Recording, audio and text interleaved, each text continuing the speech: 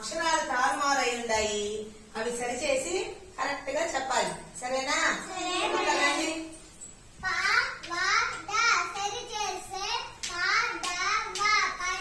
Very good. Next.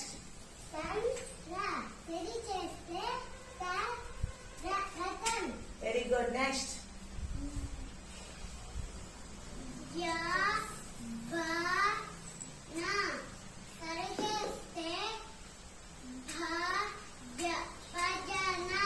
Very good. Next.